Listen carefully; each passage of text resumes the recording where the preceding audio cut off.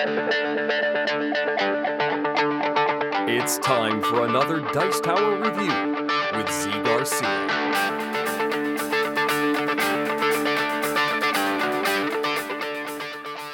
Hey everybody, today I'm taking a look at a dice-driven card game and resource manipulation game called Wizards of the Wild.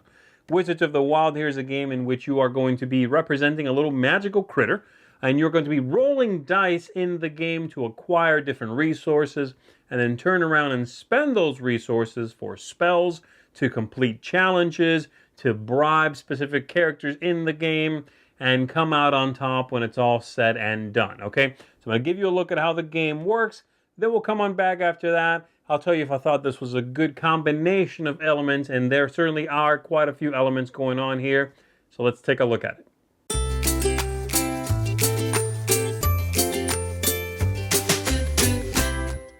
To set up the game, the players are going to pick a character that they would like to play. You have these two I'm showing you here, as well as several others. And you are going to, when you pick it, you'll pick either side. There's an A side and a B side. They have different abilities. Everything else is the same. So we've picked those two. And again, as I said, there's lots of different ones here. Set the rest of them aside. You'll set up your board tracking the different things like tomes, arcane energy, the gems, the mana, and then the skulls in their starting positions as indicated on the player boards there. You'll have a score track that everybody is going to put their token on to keep track of their scores. I'm going to move this aside for now. It's just a score track. And then you've got the dice and the cards. The cards come in two different kinds of cards, and you are going to set up at the beginning of the game by flipping over two from each. You have the spells right here, and then you have the challenges. We've got two of each set up. You are pretty much ready to begin. The only thing we are missing at this point is the acolytes that you would set up to keep track of both the rounds and give you another scoring opportunity. They look like that on the back. These are the fronts. There are 8 of them in the base game here, so we're going to pick 7 of them simply by removing one. That's how many rounds we play. So I'll put that there, and we're ready to begin. Let's say this side will be the star player. The first thing you do is you're going to flip one of these over, and it tells you something you do right now, which is how much mana you have to give up. 1. Everyone gives up 1. For every mana you cannot give up, you would give yourself a skull. And then I'm ready to begin playing. I'm going to roll the dice here up to 3 times, and then I'll utilize the dice to buy cards, to give myself different things like mana and gems, and all of that turning into victory points. Whoever has the most of those at the end of the game is going to be the winner. The dice come with mana symbols. You have, let's find it, here we go.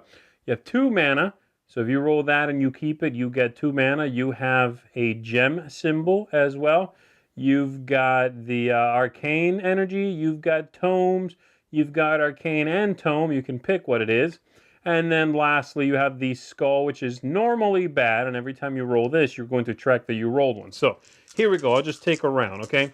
I would look at the cards here and figure out kind of what I want to go for. These spells are going to be something I can acquire. They give me some victory points, and usually they'll give me some sort of bonus throughout the game by utilizing them. And then the challenges normally have higher victory point values, and once you've done whatever it says, you take it and just set it face down in your score pile. You can reference them, but they won't have an ongoing effect. And so I would roll these. And I've rolled 1 skull and several other things. So first thing I'll do is give myself the skull. I'll be able to re-roll it, but I have to track how many I rolled. And I'm going to go for, let's see, I'm going to go for this one. I would like that card, the Repskillion there. Is that what that is? Yeah. So I'm going to go for that card, which means I would use tomes for that. So I'm going to keep this one, certainly. I'll keep the gem. That's always good. And I'll keep one of the 2 mana symbols I rolled. I'll keep the other tome. I'll re-roll these 2. Second roll, this is what I've got. Tome, tome. I'm perfectly happy with that. So I will waste my 3rd roll. I'm good. Now I can track these things. So 1 gem gives me 1 gem on my board. My character happens to have a special ability that says whenever I get any gems, I get an additional one. So I get 1 more. The 2 potion, 2 mana.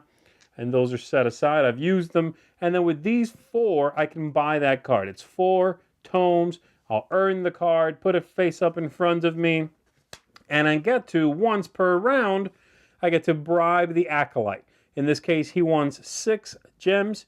I have 1, 2, 3, 4, 5, so not enough, but if I did, I would cash them in and get some victory points. In this case, 9 victory points. This is definitely one of the bigger ones.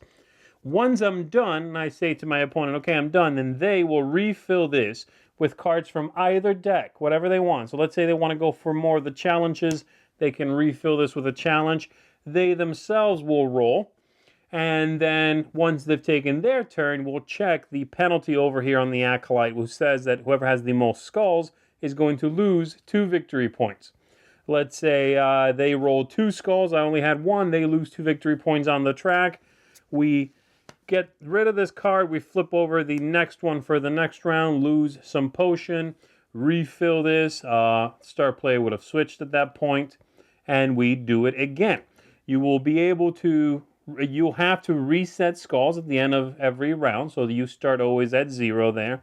And for the Arcane and Tome over here, you can only bank any. You have some you can spend together with the dice, but you'll only be able to save some if you did not buy a card that round, which could happen.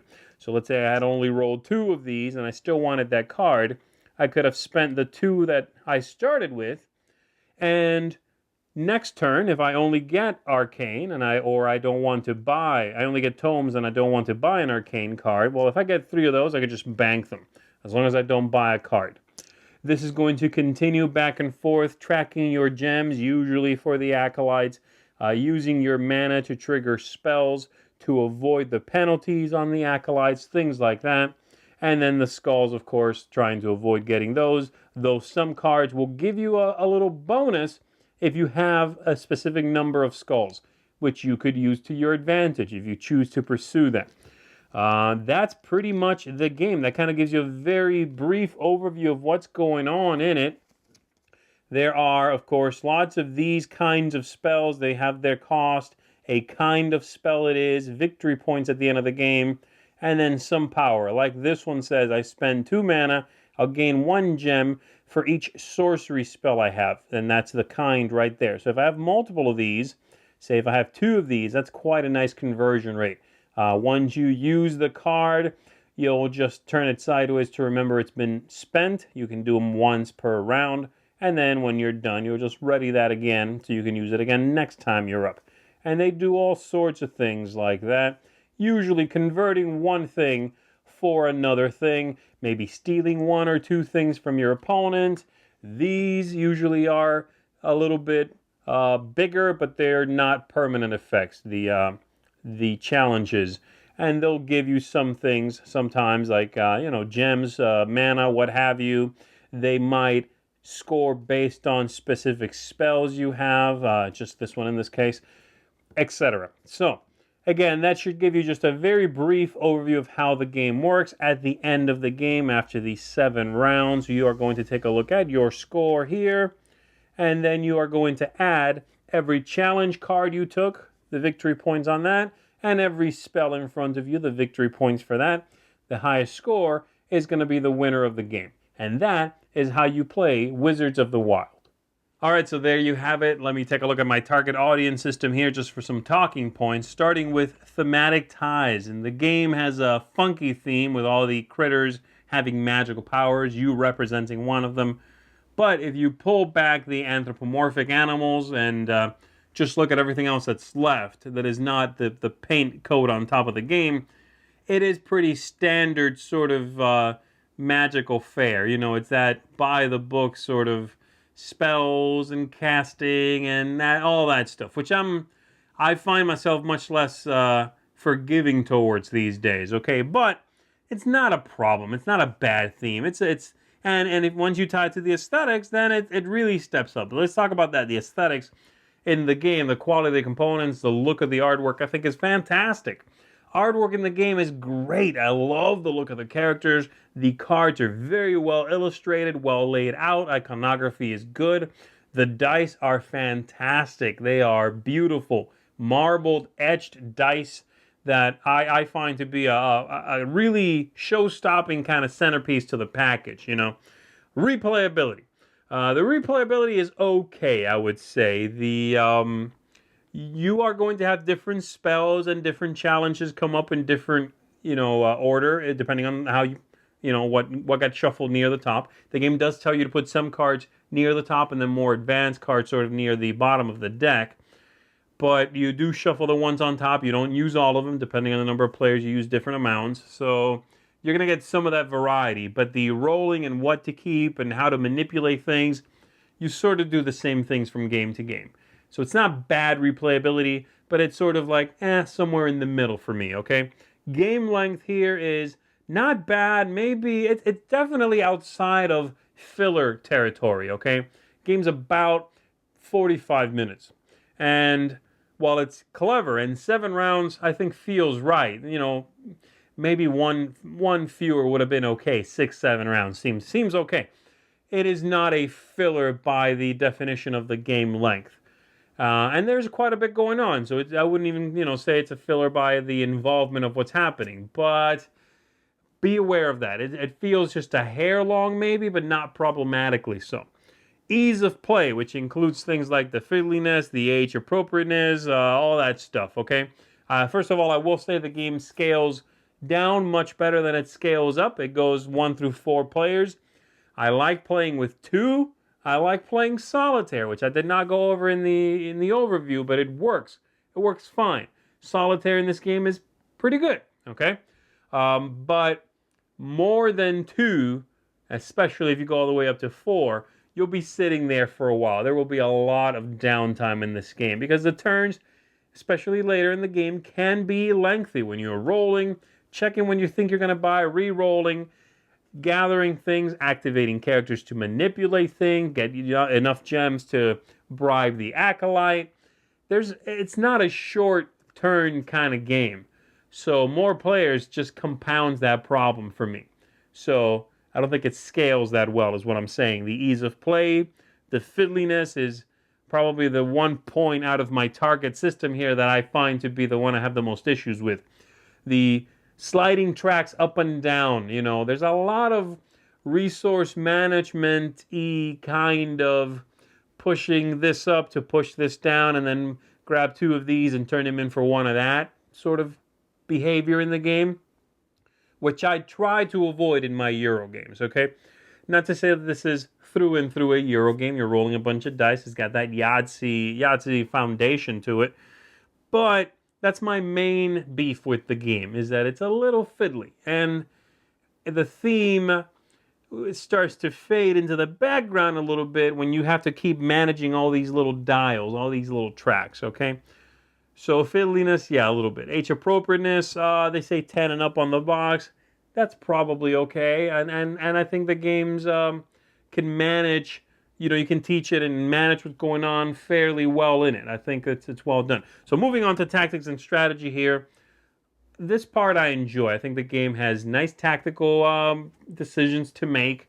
You can try to go for the acolyte every time. It's certainly a lot of points, but you better focus on the gems. You might want to grab some spells that give you gems. You can try to just avoid getting the skulls and not suffer those penalties by not rolling, because you can't control how many you roll, but you could always stop and roll early if you're worried about going over a certain amount. What spells you gather, what challenges you complete, the character you pick at the beginning of the game.